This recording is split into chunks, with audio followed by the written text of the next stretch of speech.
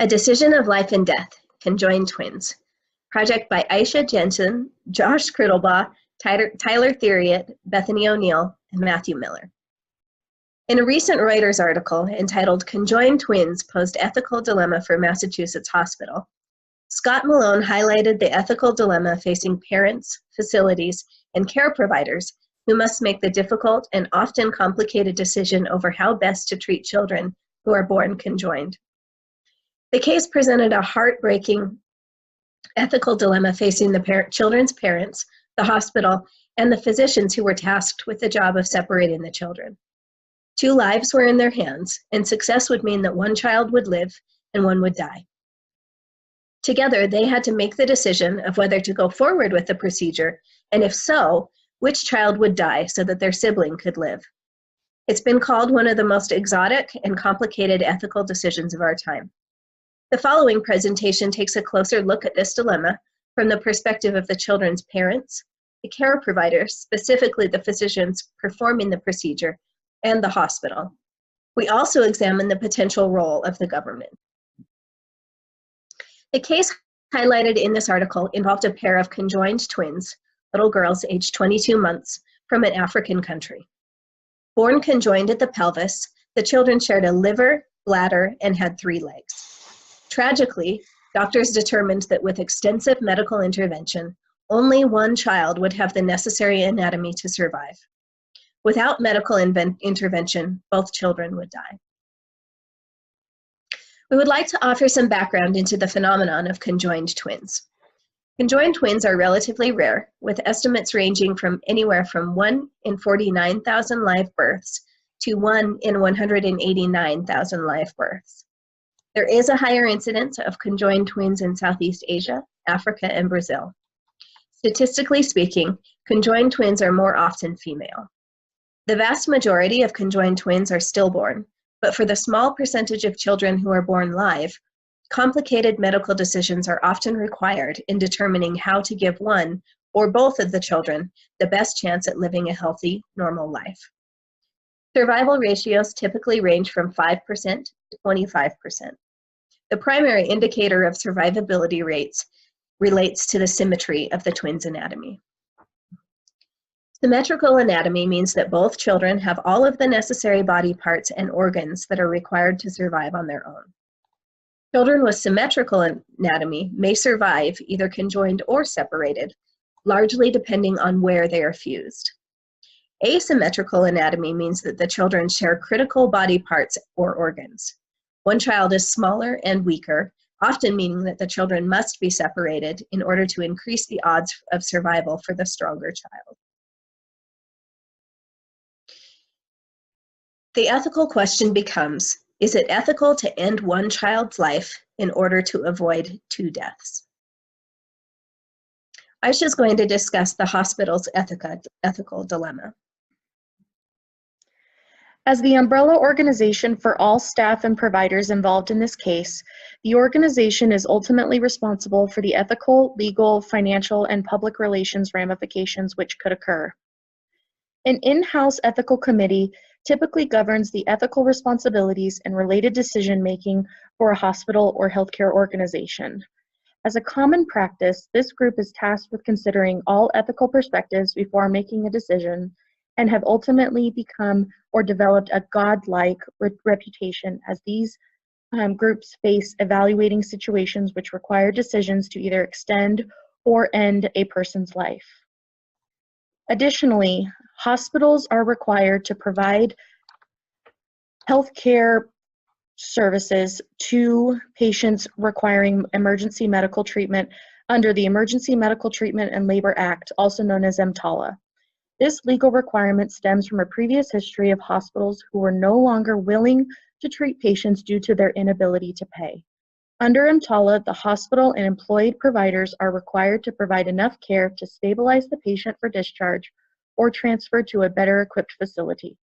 It is unclear whether the family in this article or case entered the Mass General healthcare system through the emergency department, but it is clear that without medical intervention, both children would have died, and thus this can be considered an emergency. An additional responsibility of the hospital lies in the financial costs. Accepting the care and responsibility for these children in this case also brings an inherent financial burden to the hospital.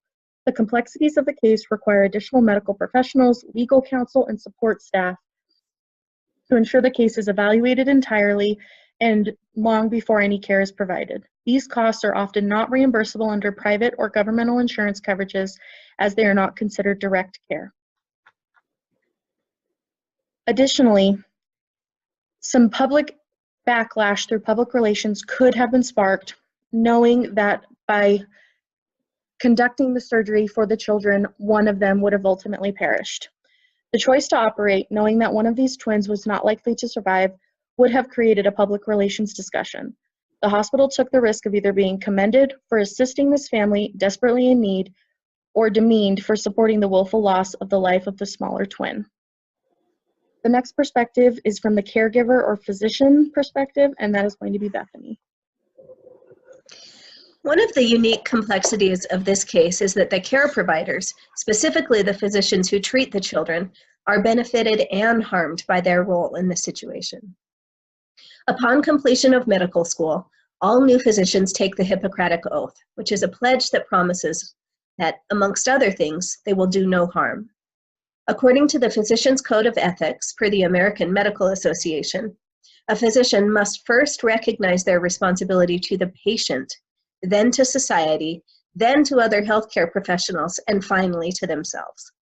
This sacred pledge means that physicians must never take action that will cause ultimate harm to their patients. On the one hand, physicians are presented with presumably one of the most rewarding aspects of their professions. They are given the opportunity to take a heroic effort in the effort to save a life that has likely been previously written off due to the complicated situation. The number of physicians who are qualified to perform this delicate procedure are few, and thus the physician is presented with a unique opportunity. On the other hand, the physician is also presented with the awful juxtaposition, which is that life-saving heroics for one of the children will necessarily result in the death of a second child. Success for one patient will result in the loss of life for another. Inaction will result in the death of both children. It's an ethical quandary where even the best alternative involves a deadly outcome for one party. Aside from the well-being of the two patients, the physicians also stand to benefit from their role in other ways. Given the unique, sensitive nature of the situation, physicians may gain a certain level of notoriety for attempting to perform procedures of this sensitive nature. In the healthcare world, notoriety for specialized expertise often translates into new opportunities, which could include speaking engagements, book deals, or future employment opportunities. Thus, the rewards for being involved in the situation may have long-term effects.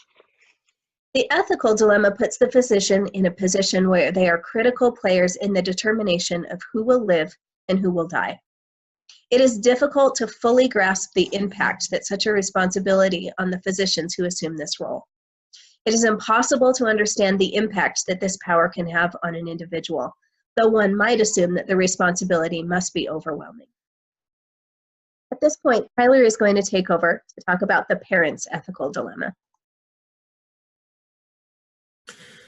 So as a parent, if you choose to separate the twins through medical intervention, you're making the choice to allow one of the children to die, and that creates a direct harm to one of the children.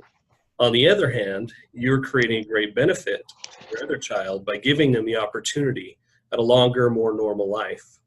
If you choose to take no medical intervention of any kind, you're then effectively sentencing both of your children to death. Either direction involves a degree of both harm and benefit to all of those involved. Family and friends will either be mourning the passing of one child or both. Caregivers involved will have to either stand by while two children die or, despite all their best efforts, cause one child to lose their life. However, the benefits are really only present with the interventions, as it will create at least some benefit and hope in that one life was spared. In this case, we find that the parents' rights are the ones that are exercised the most. The choice and burden lie almost solely with the parents to pick a course of action. And in doing so, they're effectively causing the rights of all others involved to be exercised or ignored. By taking the path of medical intervention, you're causing the rights of one child to be exercised, and the rights of another to be completely ignored. Not to mention, their choice will affect the rights of the medical staff to either take action or not to. The questions that the parents will ask themselves are numerous in defining the moral decision. Is it right to allow my children to live as they were born when I know it will result in the premature death? Is it right for me to choose one life over another? Is it right for me to deny the doctors and medical providers the opportunity to save one of my children? This particular case will bring into play every ethical duty that we've discussed in this course. Parents have to consider the long-term interest of their children and their family. Examining the personal virtues involved with the decision that they're going to be proud to stand behind could prove incredibly difficult. Possibly the most simplistic view would be the perspective of the utilitarian benefit. When you look for the choice that will cause the greatest benefit over harm, it's hard to argue with the option of a chance for one life to continue versus 2 lives being lost. In the end, the parents will have to find what choice is most in line with their personal statement of ethics. And now Josh is going to give us the ethical dilemma facing the government. In the United States, parents in most situations have the legal right to make medical decisions for their kids. As a general rule of thumb, the government doesn't interfere with the parent's right to make medical decisions unless the child's life or quality of life is on the line, and there is a viable treatment option that may benefit the child. Parents are generally given the legal right to make choices for their children because they are usually best positioned to make and understand their child's needs. However, there are certain situations where the doctors can overrule a parent's decision if a child is facing a severe medical problem.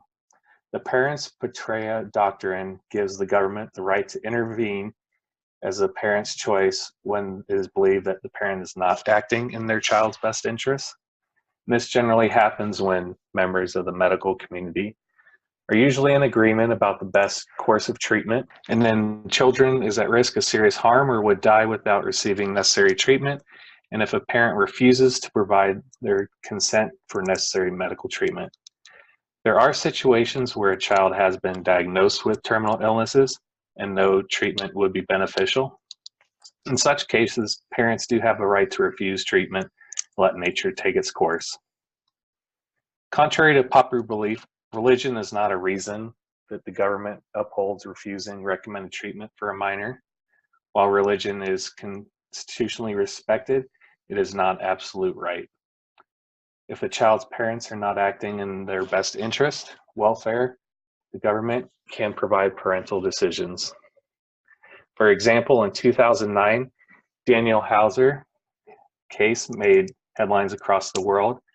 His mother, Colleen Hauser, refused doctor-recommended chemotherapy for her 13-year-old. He was cancer-stricken. The Hausers claimed that they had a religious belief to natural healing. Colleen ended up going against the court's order and ultimately moved out of state to try and avoid it. While there are cases for government intervening in medical decisions on behalf of a child's parents, in the US, the law is reflective of the will or majority of people. In the US, the law reflective of people willing majority support the government's responsibility to intervene in the safety, well-being of a child. Next, Matt's going to go over the surviving child's perspective. In this case, it is obvious that the stronger child would benefit from the decision to separate.